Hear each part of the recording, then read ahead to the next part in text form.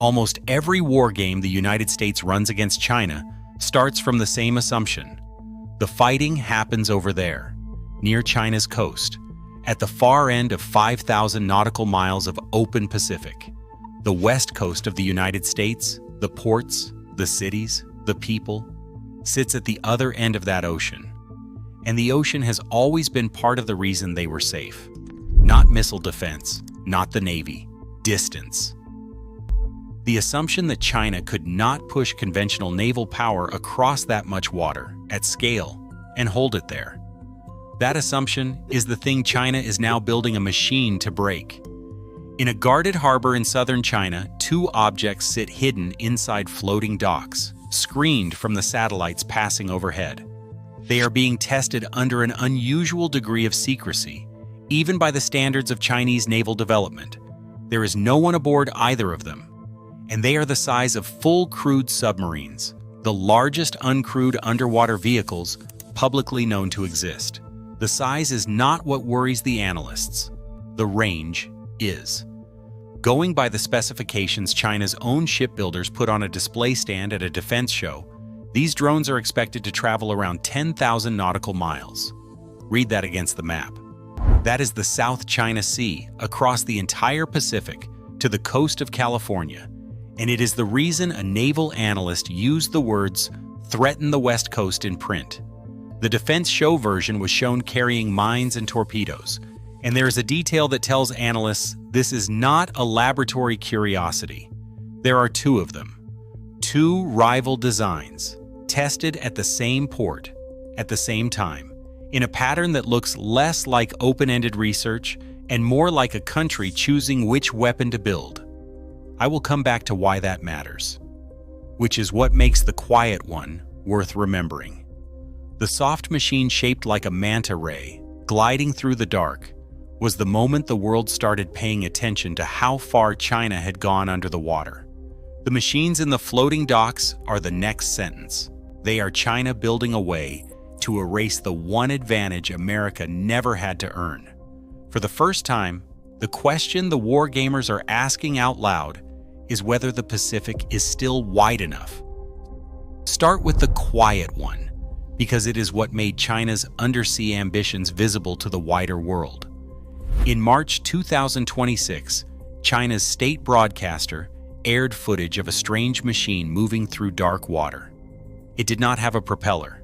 It had two broad, flexible fins that rippled the way a manta ray moves, slow and smooth, pushing almost nothing around it.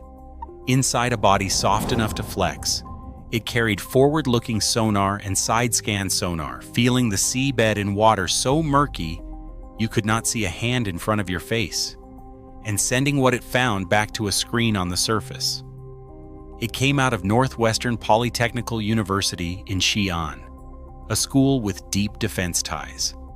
The broadcaster traced the wider effort back to 2006, when it began as coral reef monitoring, and said the family now spans 6 variants, from 10 kilograms up to 720.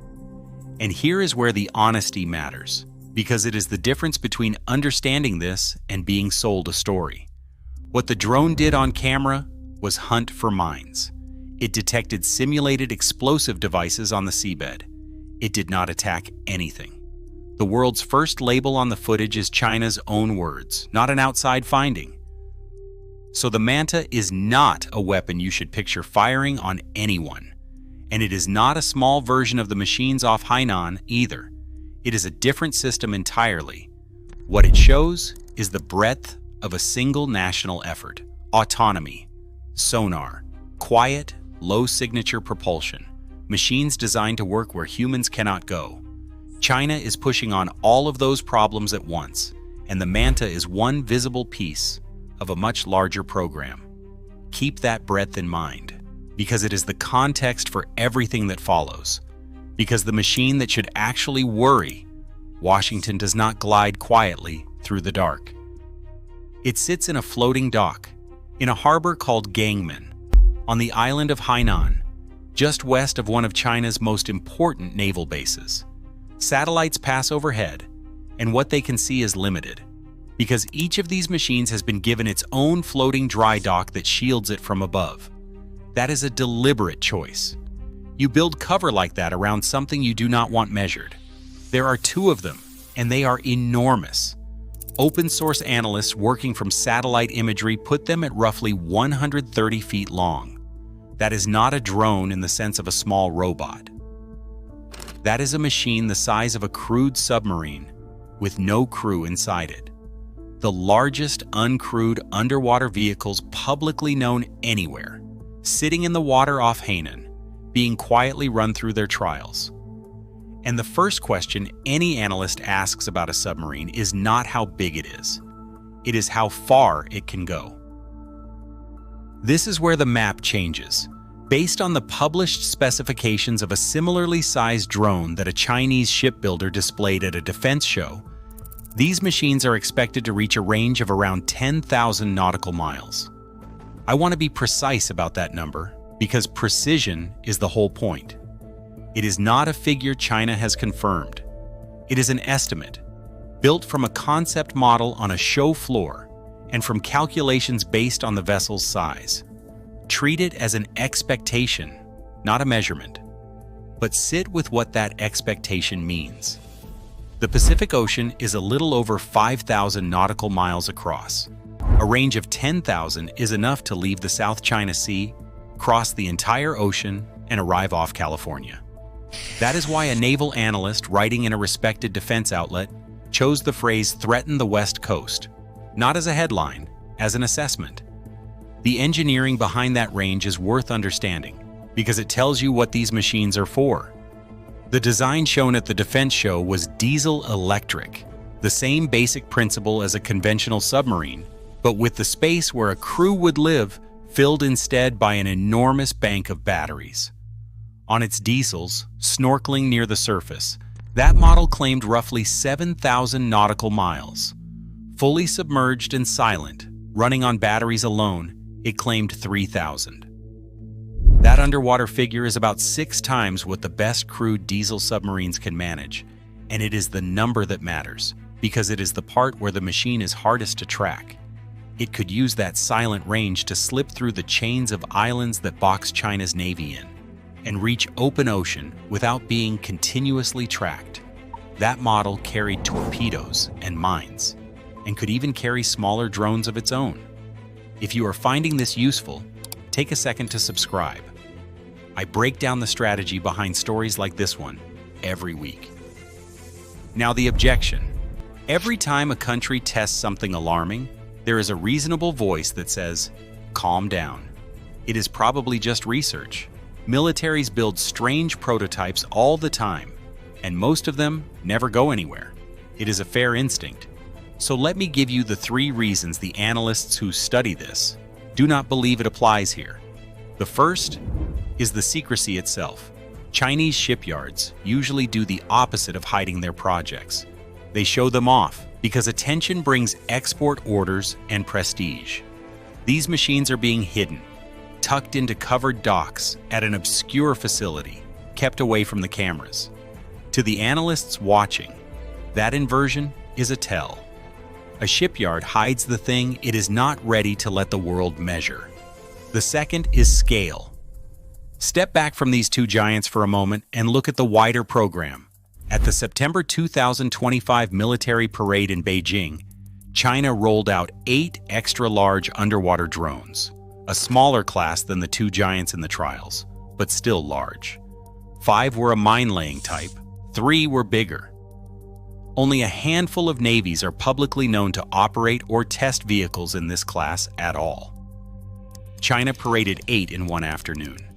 That is not the footprint of a country experimenting. That is the footprint of a country moving well beyond isolated prototypes. The third reason is the most telling, and it is the 2 designs. The most plausible explanation for 2 different XXLUUV models being tested at the same port at the same time is that China is comparing them. From the outside, that is what a competitive tender looks like.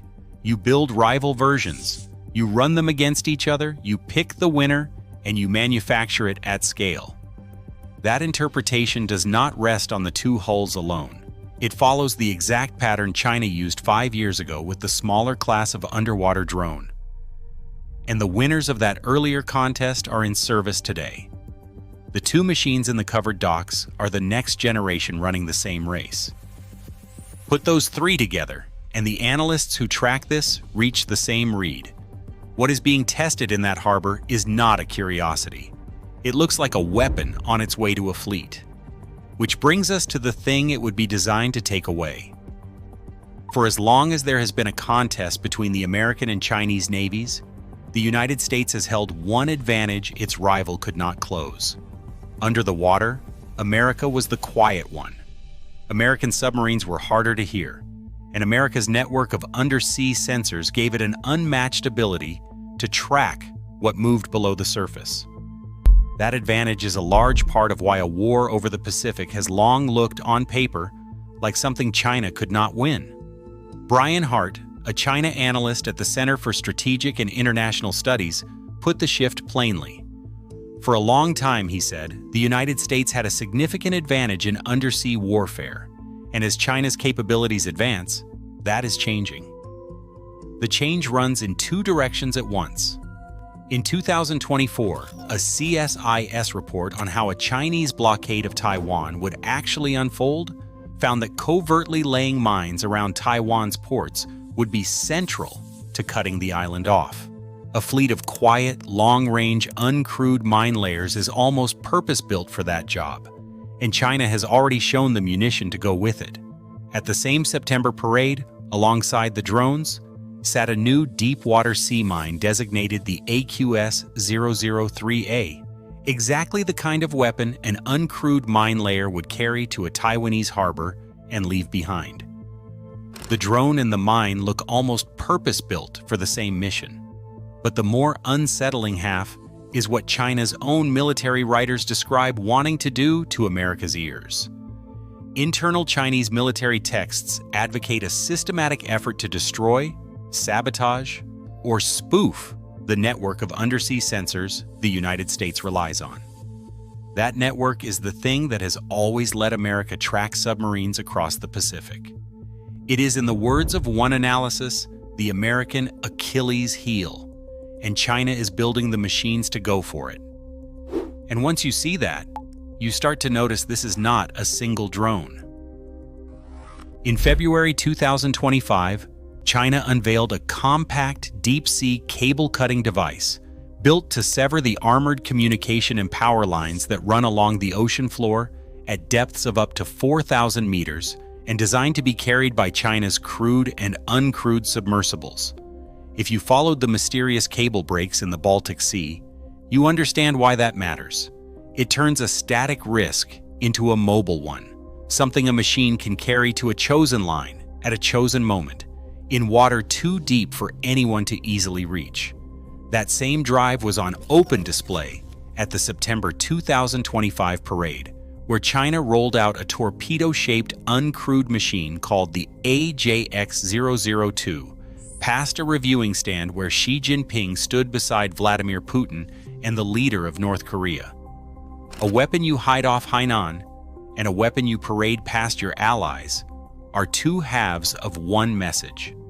China wants the undersea domain, and it wants the world to know.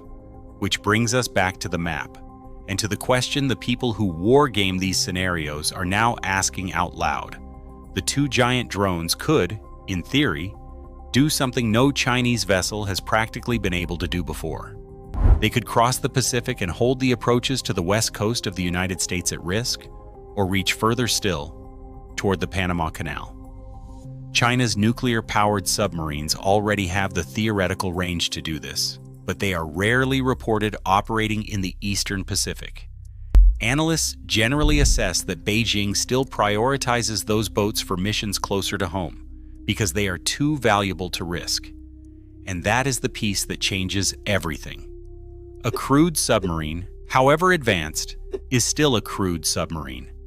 When the machine crossing the ocean has no one aboard, and can be treated as something you might not get back, the entire calculation of what is worth risking and how far comes apart. It does not just widen what China can do, it changes how China can choose to fight. For generations, the width of the Pacific did part of America's defending for it, for free. No fleet had to earn that distance. It was simply there. What is being tested in a covered dock off Hainan is the first serious attempt to take that gift away, to build a machine patient enough and cheap enough to cross an entire ocean on its own and arrive at the other side. Whether it works is not yet certain. Whether China is trying is no longer in question. And if you want to understand the weapon that started this shift, the one that first showed China had gone silent under the water, that story is sitting right here,